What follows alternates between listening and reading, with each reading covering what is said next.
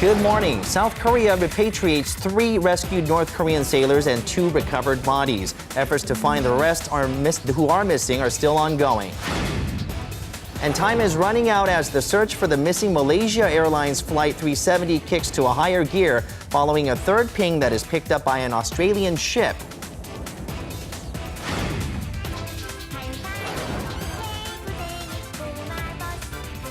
And it is Tayo fever, and the Seoul mayor himself knows it. The Tayo buses get not just an extension, but an increase as well, but you only have until Children's Day.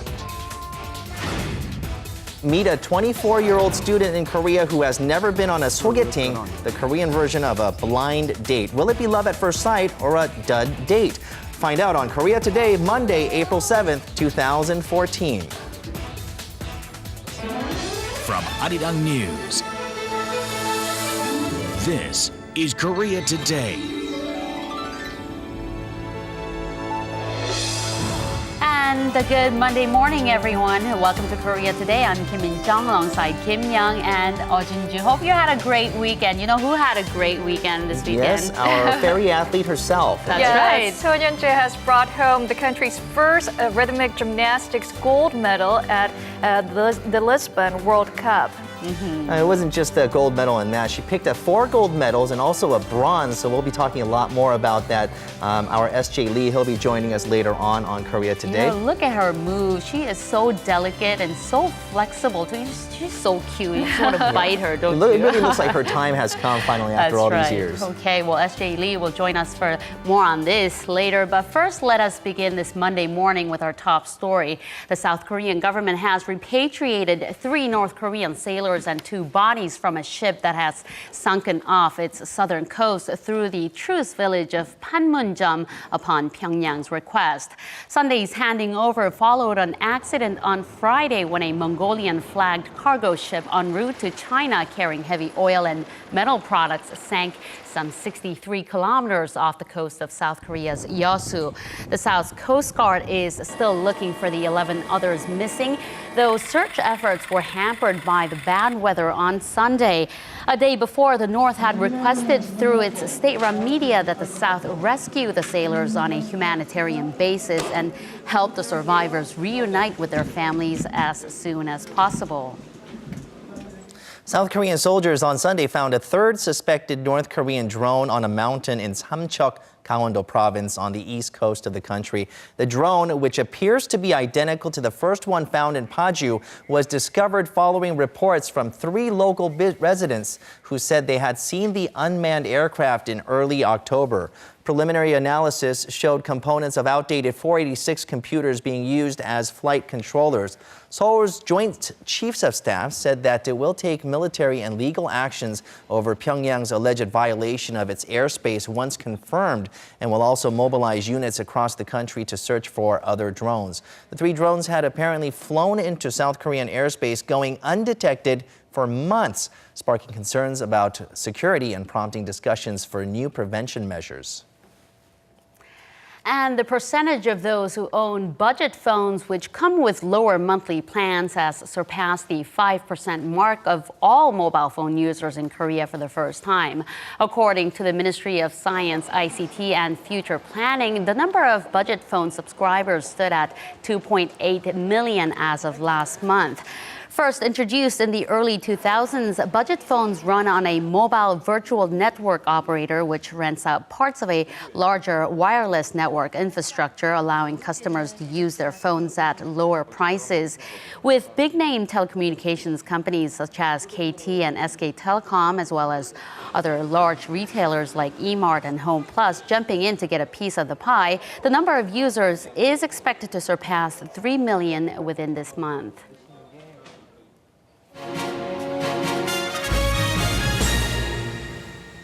As part of the government's efforts to build a creative economy, it's providing assistance to startups and those including businesses headed by young entrepreneurs who are still in university. More and more benefits are giving these young CEOs a leg up. And for more details, let's now connect live to our Kwon Soa, who's standing by at Seogang University. Good morning, Soa.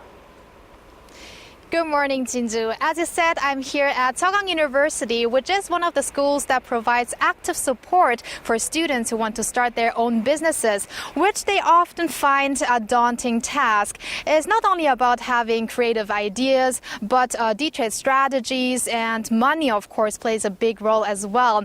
And it's especially hard for those students with all those factors because they lack the experience. And that's why the government and other organizations are lending them a helping hand. How? Let's take a look. What to do with a bunch of young creative minds? Help them contribute to society by letting them run their own businesses. The Ministry of Education recently distributed a startup-friendly school system manual to universities nationwide. It includes allowing students to leave school for up to 2 years so they can prepare to set up a business.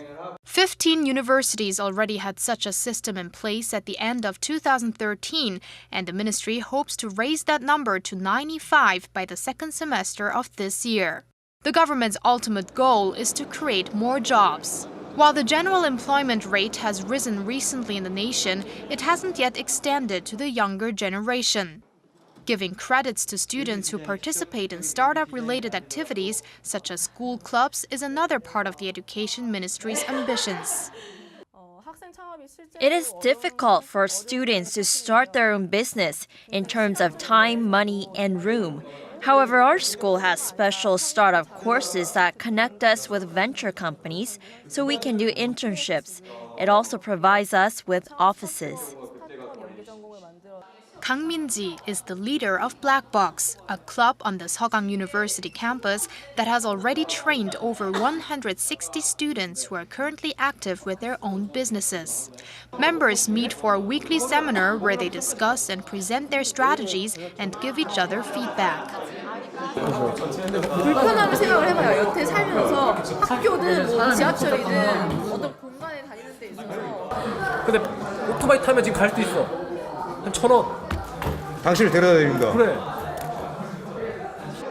That which may look like a lot of fun can also bear good results. Every year, 3 out of 10 teams succeed in opening their own businesses.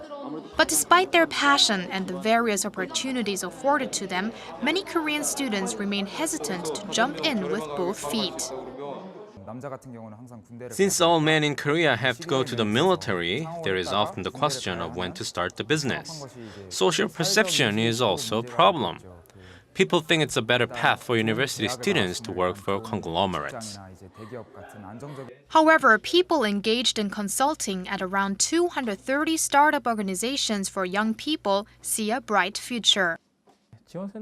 Due to the many success stories nowadays, the social perception seems to be changing. Readiness, a company co-founded by Nam Kwang-wook and Lee Young-seok, both in their 20s, last year, is one of those success stories. The two launched an application platform that helps travelers find the best places to play, eat, and stay, and it now boasts around 10,000 users. The small company, however, needed a good push off the starting line. The biggest concern for young entrepreneurs is seed money.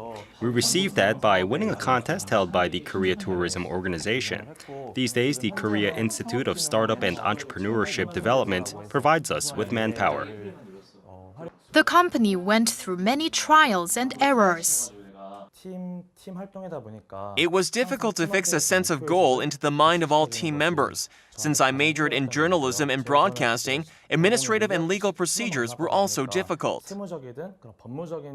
Apart from the cases of individual success, the government hopes that fresh-born businesses grow bigger, create a virtuous cycle, and ultimately more jobs along with it.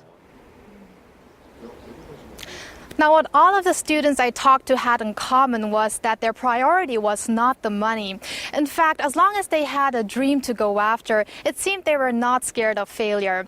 But nevertheless, there are concerns that the young CEO support system may be abused and that some may take the idea too lightly. Right, that raises the question about why the government is so eagerly helping students before graduation. Why not have them focus on their studies first and then jump into the world of business? Well, many students would have to step into the workforce in one way or another after graduation, and experts say preparing for their business on the sidelines would be even harder. Now, on the other hand, if a CEO tries to find another job after their startup has failed, that would be highly valued by employers, since the experience itself would be highly valued by employers because that would show that they have that spirit of taking on challenges. Jinju? Right, being young always gives you more room for improvement and allows you to get back on your feet quickly. So I can see why companies are giving high marks for that. All right, thank you, Soa, for that report. That was Arirang News' Kwon Soa reporting live from Seoul University.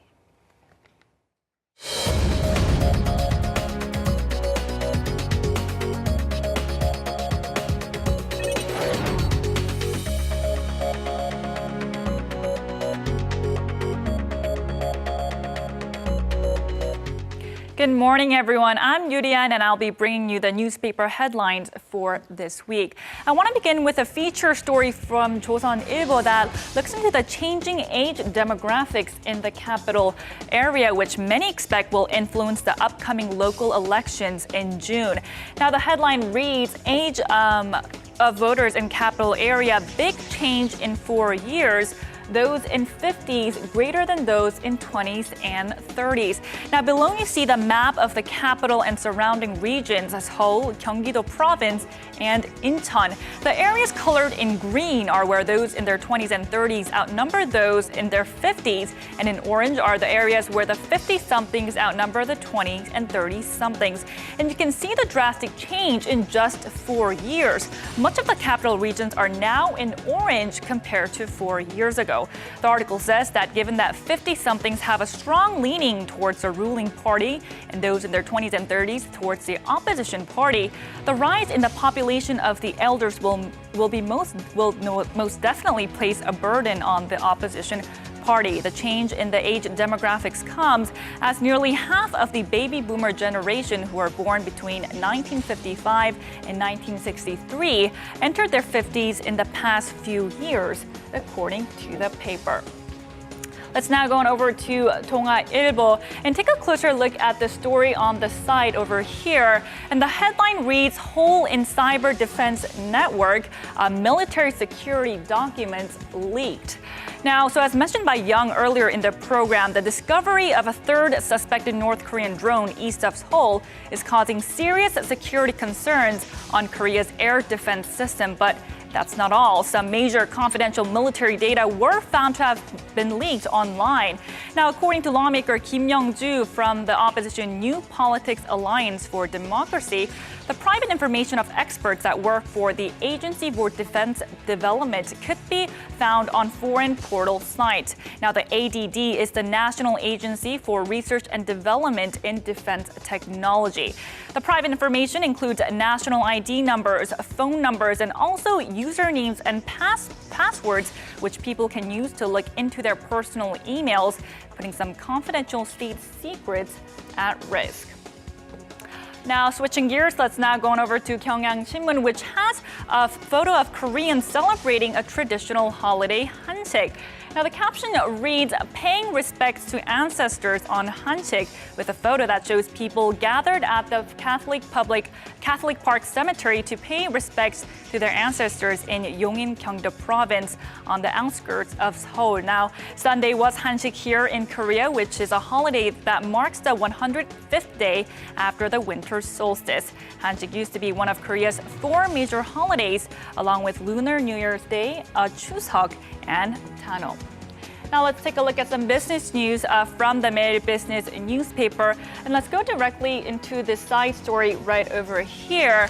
And it has a headline that reads, Korea and Australia to sign free trade pact, Korea to benefit in automobiles finance.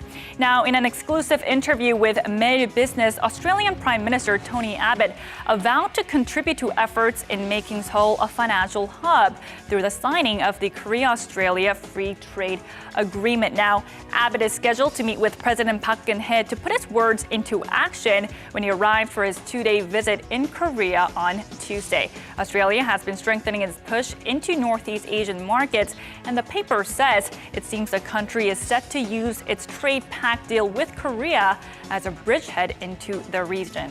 Now, those were your newspaper headlines for today, and next up are the closing numbers from Friday's market action.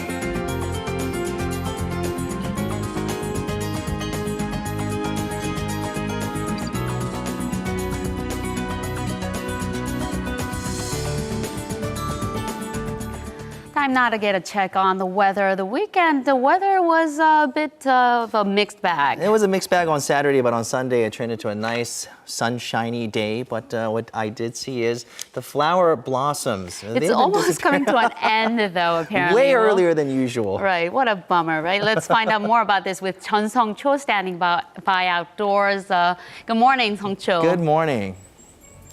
Good morning, guys. What an odd spring it has been so far. We had unexpected drizzles last Saturday, and this really pushed the temperatures down with cold, gusty winds. I actually went to Yeouido, Seoul myself yesterday with my friends for its annual Spring Flower Festival, and we saw a good portion of cherry blossoms already fallen there. Some of the trees were sparsely covered with just green leaves. Remember, this festival was originally scheduled to start on the 13th, but because of unusually warm weather and flowers blooming weeks earlier, it had to be pushed forward to last Thursday. And now it's coming to an end already, as the flowers have clearly passed their peak bloom after the cold spell over the weekend. It feels like all of this happened in the blink of an eye, really, but don't get too disappointed yet because we have beautiful weather in the forecast. Starting today, temperatures will gradually rise up and hit 20 again, making our outdoor activities a lot more pleasant. So for more details, let's take a closer look at today's forecast.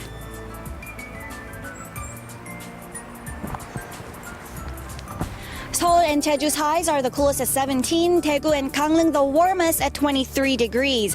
We have a high pressure over in the north of Jeju-do Island floating eastward, so clear skies are expected nationwide with increasing clouds in the afternoon. On the other hand, a dry weather watch has been issued across the country, Gyeonggi-do, Chungcheongbuk-do, Jeollanam-do, and Gyeongsang-Nangbuk-do provinces, so those of you in those regions, please watch out for accidental fires. That's all for me with the weather forecast. Back to Min-jung in the studio. Now, new discoveries of ping signals possibly tied to the black box of the missing Malaysia Airlines Flight 370 could breathe life into the search that has seen a string of dead ends. To find out more about this, we take things over to our Eunice Kim, who is standing by at the news center. Good morning, Eunice. I understand that there's a third signal that was picked up as well.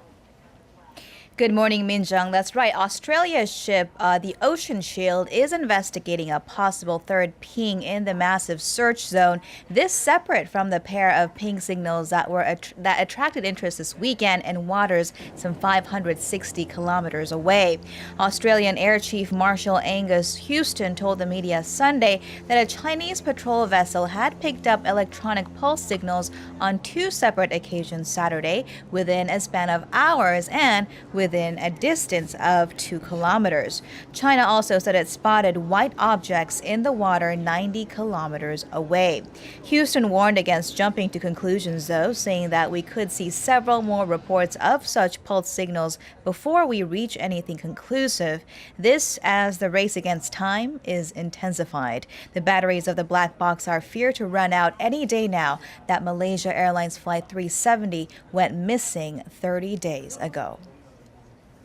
Meanwhile, in Ukraine, acting Ukrainian President Oleksandr Turchinov was to head to Lithuania, but he canceled it and called an emergency security meeting instead after pro-Russian protesters stormed government buildings in a trio of eastern Ukrainian cities. Protesters in Donetsk, Luhansk, and Kharkiv called for a referendum and said their city belonged to Russia, clashing with police. Some 1,500 people are said to have protested in Donetsk, which led to the break-in of a regional administrative building. In Luhansk, Ukrainian media reported protesters pelted a government building with eggs and a firebomb. Ukraine's Interior Minister Arsen Avakov, in a Facebook post, said the, quote, separatist disorder was ordered and paid for by Russia and ousted President Viktor Yanukovych. It looks pretty chaotic over there. Let's shift our attention to Afghanistan now. It held a historic presidential election this weekend, and the voter turnout was higher than expected. Indeed, Afghanistan's election commission chief said about 58% of the 12 million eligible voters went to the polls on Saturday. That's about double the turnout for the last election 5 years ago. This, despite earlier threats by Taliban forces that they would bomb polling stations to deter voters. There were some dozens of minor roadside bombs reported on voting day, as well as attacks at the polling stations. But Afghans showed determination to have their voices heard in their country's first ever democratic transfer of power. More than 350,000 government security forces were dispatched to those polling stations, and rings of checkpoints and roadblocks were set up as well. And with that, we'll wrap your look at the international stories we're following this morning. Coming up later on Korea Today, a whole range of vegetables that eerily resemble familiar sights and scenes from around us, a brilliant animation showing off a heated battle, and 10 of the most dangerous roads to school. All of that and more coming up. Stay tuned.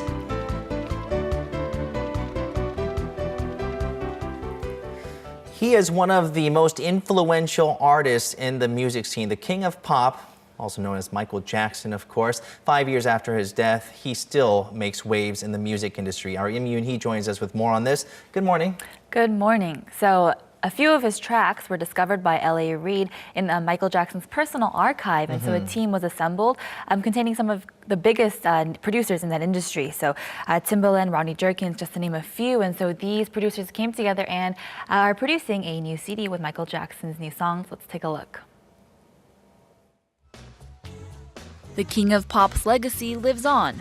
Nearly 5 years after Michael Jackson's death, 8 new songs have been discovered from the late singer's archive of recorded material.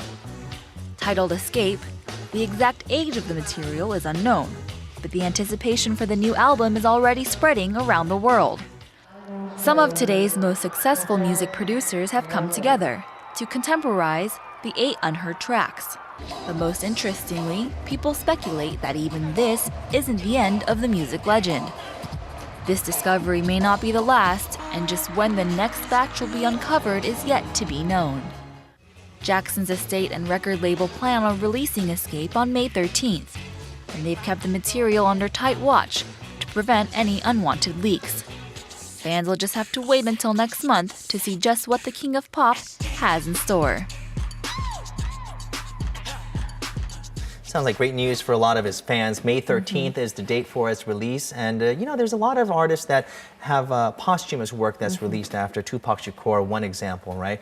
Now, Michael Jackson, he's going to be making waves here as well. But at the same time, actors and Hollywood films coming over here to film scenes and game shows, reality programs as well. So you have an update on a new one. Right, so Korea is really making itself on the global map. And so there's another big show, America's Next Top Model. They are filming their 21st season, a part of it, here in Korea around the city, taking pictures at beautiful landmarks around Seoul.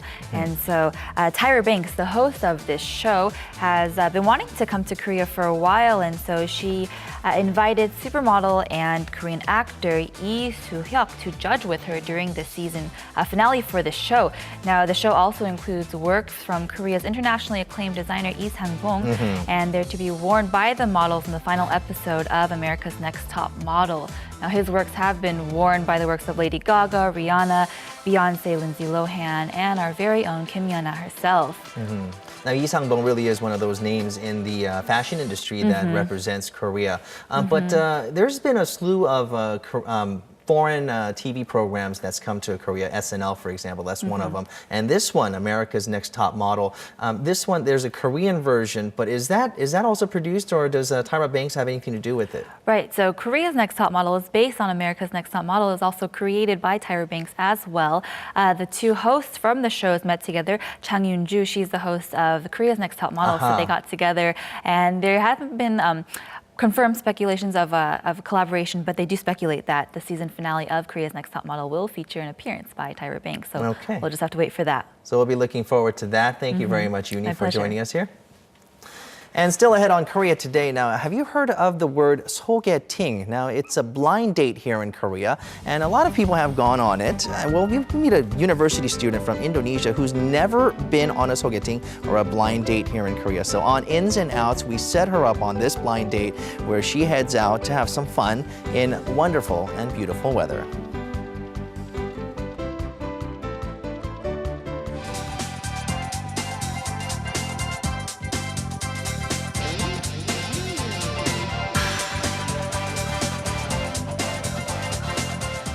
And it's time now to get a check on some of the hottest issues that have been buzzing on the internet community since yesterday. Yes, we have the extended number of so-called Taeyo buses that will be running until next month. And starting today, we have a new face who will be joining us for News Sum Up every day. That's right, and she has a beautiful smile. Let's turn things over to our Seo Mi-sorang in the digital studio for more. Good morning, Mi-sorang. Good morning. Good morning, Min-jung, and good morning, Jinju.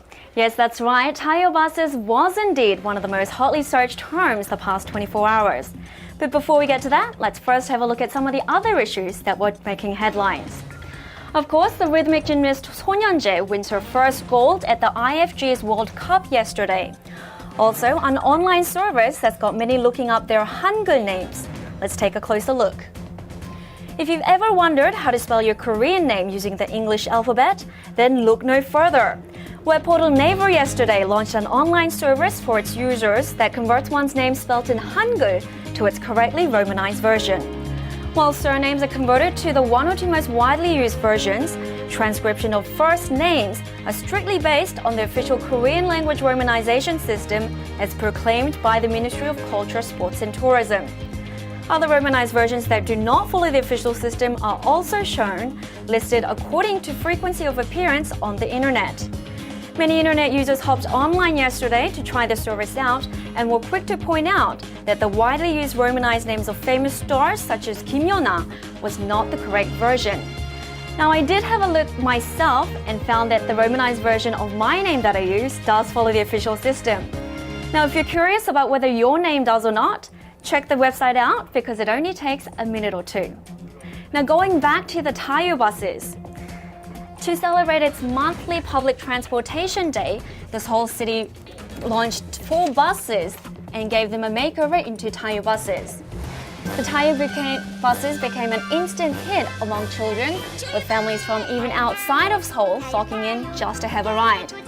The buses became fully packed within the first few stops, resulting in many families queuing up at the starting bus terminal just to secure a seat.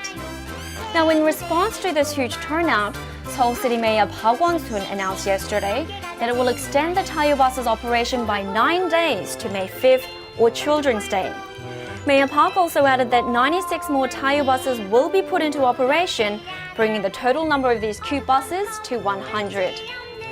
Now, the voiceover actor of the actual TV series will record the announcement on these buses, which I'm sure will bring the experience complete to those young at heart and the young children. That's it for today's News Sum Up. I'll be back with more updates tomorrow.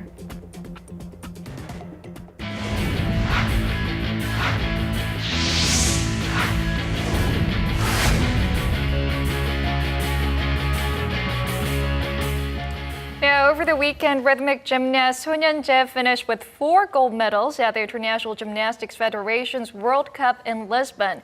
Hopes are high that this 20-year-old sensation might blow everyone away at the Incheon Asian Game coming up in September. And SJ Lee joins us more in this for us.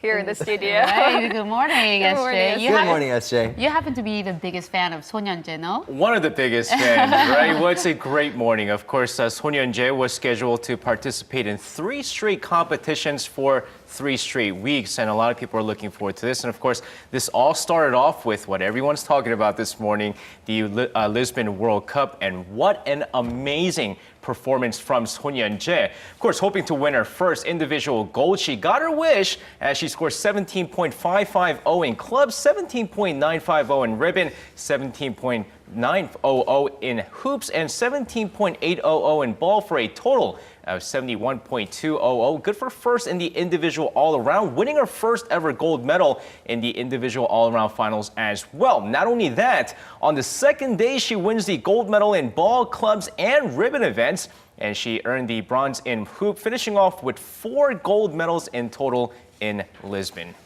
I also happen to be a big fan of myself, but and she is so good and so delicate and so beautiful too, but she does have some room for improvement. Right, there's always going to be weaknesses and strength, and you know, from the several years that I've been watching her compete, I've noticed 2, I would say, big flaws, and one is the fact that she makes mistakes on some of the stuff that she shouldn't, and also 2 is her stamina issue, and especially in the clubs event, she tends to make a lot of mistakes, and her confidence level drops after 1 mistake, and that actually leads to more mistakes later. So she definitely needs to reduce the number of mistakes, and also with the training and the diet she goes through, her stamina has been an issue as well, which is why the 3 straight weeks of competition will test her strength and stamina. But at the same time, she is the kind of gymnast who improves with each and every competition, and we saw her get better and better towards the end of last season as well. So by September, I think we'll be able to see her do well in Incheon. All right, so what can we actually expect from her in Incheon? And also my follow-up question to that would be in 2016, the Summer Olympics. And to be honest with you, I think when it comes to the Incheon Asian Games, she wouldn't have too much problem maybe winning the gold medal. She is obviously competing with some of the world's best, and in my opinion, she is the best gymnast in Asia, despite the fact that she did win a bronze medal back in 2010 in Guangzhou. But like you said, it will get interesting 2 years later during the Rio Olympics. Now, she did finish 5th in London, which wasn't a bad finish for her first Olympics, and she's only getting better and better. And I think come 2016, she might be able to finish with a bronze medal. I want to say that she will finish higher, but at the same time, like I said, she does need to improve her confidence level more, and that's very important when it comes to events like the Olympics. And, you know, we talk about it with Kim Yeon-ah all the time, right? With these big events and how strong she is and how she's not shaken up. And that's one of the things that she, I think, really needs right now. That 정신력, that mental strength, right? She can really get a tip or two from Kim Yeon-ah. She is a woman of steel when it comes to that mental strength and just being focused. It's hard to find athletes like that. You know, Kim Yeon-ah is obviously one of those rare athletes that have that kind of talent. And I think Son Yeon-jae, as she gets better and better with experience, she might be able to earn that as well. You know, speaking of Kim Yeon-ah, the figure skating, the peak age for figure skating is at where Kim Yeon-ah is supposed to be right now, right? And any older, what happens is they start to deteriorate as skaters. What about in rhythm and gymnastics? Right now, Son Yeon-jae is 20 years old. And this is, you know, we might go, oh, 20 years old, she's so young, right? But that's actually not a young age when it comes to rhythmic gymnastics. They start very young, right? 14, Exactly, 15. even younger than that at times. You know, I've seen some gymnasts, they start off at 12, 13 years old, and you have to understand, Son Yeon-jae did start off at a very young age, but she did pop up and she did get successful later in the year when she was around 16, 17 years old. So, you know, I would say 20 years old is not old, but it's not young. She has one more Olympics left. So will 2016 be her prime? I think that will be her prime, and that would be her last Olympics as well. Because kids these days, you know, especially like Russia, a lot of places like that, they start off very young. So I think 2016 will be her, you know, grand finale, as we say, just like Kim Yeon-ah had her last Olympics. So we'll look forward to a lot 2 years later. Hopefully she'll be able to finish things off with a gold medal. Hopefully, hopefully. But like I said, I don't want to jinx anything. So there you have it. All right, thank you, SJ. Always a pleasure. Thank you. And we have a new segment called the Viral Feed, right? Yep, that's right. Simon O will be joining us. Take a look. Good morning. I am Simon O, and I'm here with Viral Feed. I'll be bringing you some of the hottest topics that have the internet community talking. Let's have a look what we have for this week. Got some really interesting stories for you guys. You're going to enjoy this. Sometimes nature does seem to have a mind of its own, and when you have a take a look at some of the things that the internet has found in terms of what nature is doing with simple fruits and vegetables, you may have to think twice before you dig in. We start out, of course, with bell peppers that look like monsters and witches. And now we move on to a squash and a tomato. It's like a duck. That look like ducks. Yes, they do. We have potatoes that look like claws or like rats, yummy. or even like chickadees and teddy bears. And this is my personal favorite. Radishes that will strike different poses with their arms and their legs. It'll run away. We have a Pinocchio eggplant. We have a carrot that looks like a hand. And we have sweet potatoes fit for your one sweet love. You know, having a look at these and other vegetables, I can't help but wonder, are they as devilishly delicious as they look? Moving on, do you guys remember the walk that you had to school? It was pretty casual. I remember my walks quite nicely. Well, what we have now, these children, their road to school is anything but casual. Some 20 children in Batu Busuk, a village on the Indonesian island of Sumatra, cross this 10-meter-long rope bridge every morning to get to school. It is a very harrowing experience. Meanwhile, in China, children in Pili village must traverse a narrow and steep ledge, and in the Filipino province of Rizal, students ride a tire tube across waters, while Vietnamese children don't even have the basic amenities. I would rather stay at home. That's when you call in sick every morning. I think so. Other pictures show Nepalese children riding a simplified gondola lift over raging white waters, as well as Colombian children who are riding a zip line, gripping onto their school bags. Commenters have said, looking at how difficult it is for these kids to get to school, I guess it makes sense that we should all be studying a little bit harder. Now, moving Daredevil, right? I think so. Moving on to our next story, we have a stop-motion animation that answers the question, who would win a fight between a hand and the character that it's drawn? And users have been amazed by the elaborate battle that unfolds. The hand and the character it's created hold a fierce battle with punches and projectiles being both thrown and blocked, and each gives the other a good fight for their money. Look at that, pow! Clever animation along with its on-point sound effects even is the work of British animator Johnny Lawrence. Now, people who've watched this video can't help but wonder how on earth he was so dead on with his hand positions and how we see that final finish. Oh, so the hand loses. So the creator loses. We have a bit of a surprise. And finally, it's not often that you see rocks that move on their own or tumbleweeds made of snow. The pictures of these and many more bizarre natural occurrences have the online community talking.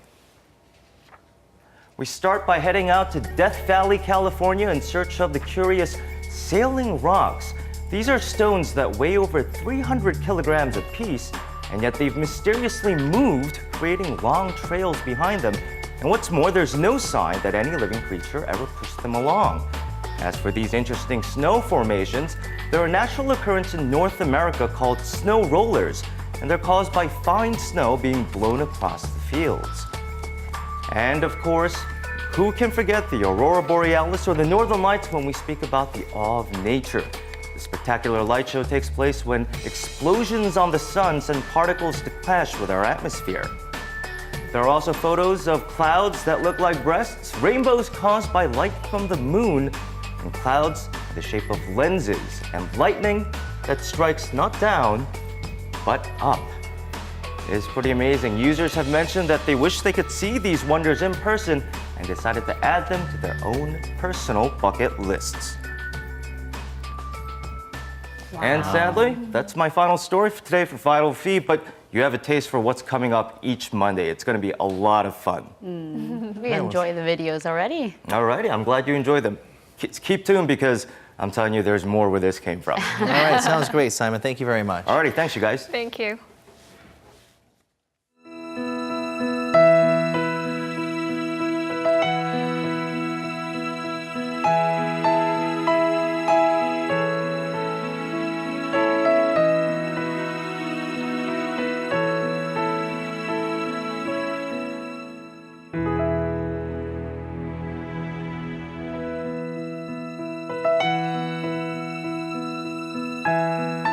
Now, the weather has definitely warmed up, setting the perfect atmosphere and environment for dating, right? And Mina Chong. That's over for us, though. It's over for us. It's not over for me. It's not over for you, or it's not over for Mina. these two ladies. That's right. Shamina joins us. Good morning, Mina. Good morning. Good morning. That's right, Junju. We still have a chance Yes. at love this season, You better right? hurry until it gets too hot. Well, the person I'm going to be introducing today in Ins and Outs, she is looking for a boyfriend in Korea, and she thought that the spring season is a good time to do just that. And I think it's very appropriate as well. You have the weather warming up and the flowers blossoming. So we did have her go on a blind date, and she got the chance to meet someone special. Let's see if that worked out, though. Let's find out more now.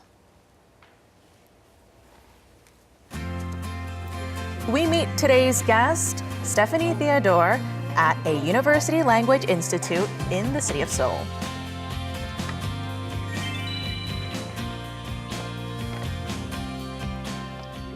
Hi, I'm Stephanie and I'm 24 years old. I come from Indonesia and I am here in Seoul to study Korean language in Seoul University. I want to try to have a Korean boyfriend. I am actually curious to how people in Korea date. So please, I hope Ins and Outs can help me to fulfill that wish.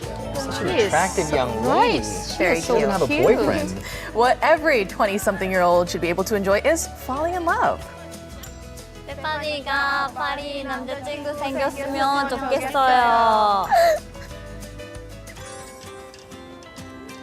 On this warm spring day, we set out as a matchmaker. Stephanie is a bundle of nerves as she waits for her date. To add to the fun, we gave her a little mission. Ooh. I want to go on a date like I'm that. wearing black pants, so I have to find a guy. Yes, you do. You want to go next week, Tinju? Yes, please. All right, let's set this up on Ins and Outs. She approaches a man wearing black pants, but that's not her date. Let's see if she succeeds this time. Oh, hi, my name is Stephanie. Are you here to meet me? Yeah, my name is Jay. It's nice to meet you too. Oh, good-looking guy. Found him. Kind of looks like Rain, the Hallyu star. In Korea, blind dates came from the strict traditional culture where men and women couldn't meet freely. Let's see how Stephanie handles her blind date. Oh. She's understandably pretty nervous, and as expected, things are a little awkward. Get those fidgety hands. Even the first time we met, it was really awkward. I just didn't know what to do. And I guess he also didn't know what to do. It looks awkward. Hongdae is very popular for a date. Actually, we should go there after we finish the tea. He's a shy guy. He looks like a gentleman, no? Hongdae is known for its thriving young community. It's also known as one of the top dating spots in Seoul. So, Stephanie and Jaehyuk hit the streets It's a for their really date. popular place in Korea. The two slowly get to know each other a little better as they chat and walk around. This will look good on you. This will look good on you. It seems like Jaehyuk broke the ice with his playful charm. It's actually really cute that, Korean guys do that because Indonesian guys are more like, I have to be manly, but Korean guys are not afraid to show their cuteness. It was great. And the laid-back, playful atmosphere of Hongdae puts the two at ease.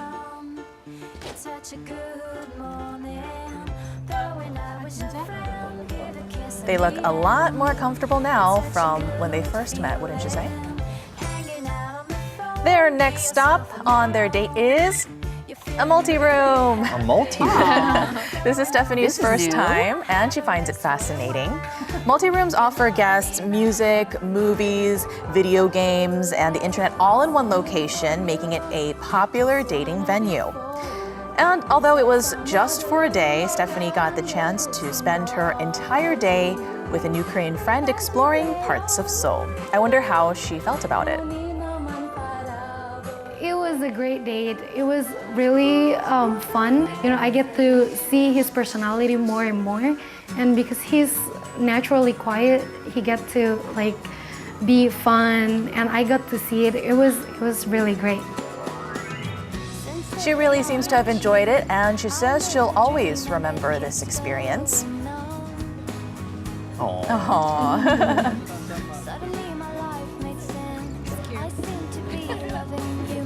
So that's how these two spent a lovely spring day in Seoul. Is it normal that I feel warm and fuzzy inside?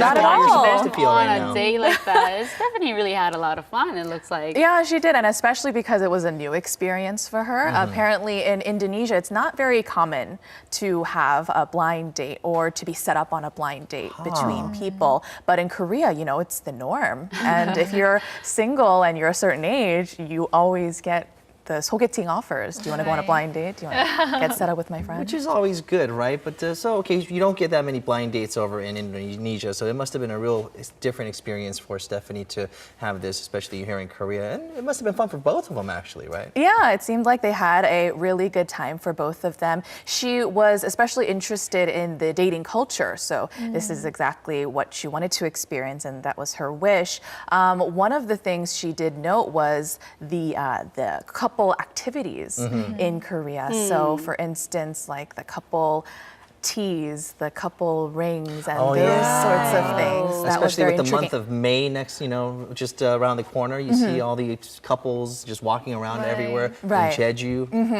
And in Indonesia, there are a lot of different things, different aspects in dating. While activities, like dating activities, they are the same. You know, you watch a movie or you eat dinner or you grab some coffee. But public displays of affection, for instance, and the pay of the date is a little bit different. Who pays? For instance, in Indonesia, she was saying that the men usually pay for about 90% of the date. And I don't really know what the norm is in Korea, but I feel like in Korea it's more the guy pays for the meal, is that right? And then the girl pays for 100% coffee. on me. 100% on you. I'm an I old-fashioned never guy. let my boyfriends pay 100%. I think it was more like half and half. These days, it is a lot of do half my- and half. Sure, because it can be a little bit burdensome on the men. So that was something she pointed out. And another thing was that in Indonesia, public displays of affection aren't really seen as much as they are in Korea. In Indonesia, you'll see, I think the most would be holding hands. But PDA, or public display of affection, it's been on the rise, especially with this new generation. I think so as well. Even when I was dating, you know, there wasn't You that much sound like an PDA old going man on. now. I am an old man. What can I say? Interesting. But the million-dollar question is, are they together now? Yeah, what happened? So is there an after date that's happening? Well, from what I heard, there is nothing that was, there was no romantic spark. However, they did choose to remain friends. And so they will be hanging out more often, I guess you could say. So that turns out the best. I think that's one of the best ways it could happen. You can either make a friend or you turn it into a relationship. And speaking of relationships, there are a lot of different methods of meeting people these days too, if you notice that it's not just about being introduced and people-to-people connections and having somebody introduce you to someone else through a person. These days, a lot of social networking services are available, and people are able to just click online or on their smartphone application, and they're able to share interests and, you know, share pictures with each other, and that's another way. That's probably old-fashioned. I'm not really all that fond of the new SNS. Well, let's no, meet but a I person. mean, it's worth noting that people are more proactive about these things. They don't just sit around and wait for the Prince Charming to come along, and they just go out and search, whether it be a click or a fiddling with your phone. But still, I think as a woman, I think that's one of the welcoming changes. But Just go for it. I think face-to-face date is much better than like doing one on an SNS. No, they meet and get to know each other, make sure this guy's not a psycho. But I need this person in between us to introduce like the two. That's so we're more still credible. exactly. So we're still a little old-fashioned. I also agree with you, Jinju. Yeah, I don't really think meeting someone through online is. I don't know. It just loses the personal touch. Outside the box, guys. I know. We do. Men. Well, it's the beginning of the semester, and a lot of Korean university students, it's the high time to go on blind dates. And it's almost like a culture thing and a traditional thing where all the sogetings and the blind dates, they occur around this time, in the beginning of the semester. I know. It's probably because it's the beginning of the semester. You want to meet new people, and you're bound to meet new people. Also, the spring season, again, we talked about how the weather is warming up, so you want to spend it with someone special. And also 20s and 30s, people in their 20s and 30s here, it just seems that they are wanting to meet people through, like I said, social networking sites. And this is the old way, right? And this is the new way. I remember we had this like online chatting program when I was in middle school to meet like other people. It was called Sky Love. Do you remember? Okay. Everything's coming out. You remember the name now. You remember the name of that. That's a bit cheesy, I have to say. Sky Love. I mean, this is a trend, though, that's really packing on. A local social networking service that connects dates or people who are interested in certain interests. That surpassed 1 million subscribers, so this may be a trend that we may be seeing. I think what amazes me is the infrastructure that you have for dates. I mean, it's not just about a regular old movie and a dinner or maybe a play and a dinner. There's so much more for couples to do out there. Absolutely, yeah. It's not just about the traditional movie and a dinner. These days, a lot of people are thinking outside the box. Outside the box. Right? Going rock climbing, for instance, or going on even volunteer activities. That's a great way to spend EOD met Lee Sang-soon. Apparently, they became very close through taking care of dogs. There you go. Yeah, same interest, same passion will also bring people together. Note to selves, guys. You too, single this segment was for you guys. Right. Thank you, Mina. The next time, hopefully, you come in, you are not single anymore. Oh, maybe. We'll see about that. Thank you so much for having me. Well, thank you. All right, that just about brings us to the end of this edition of Korea Today. And enjoy the rest of your Monday. We hope you get the week off great. And we'll see you back here tomorrow morning at 7. Thank you for watching. Bye-bye.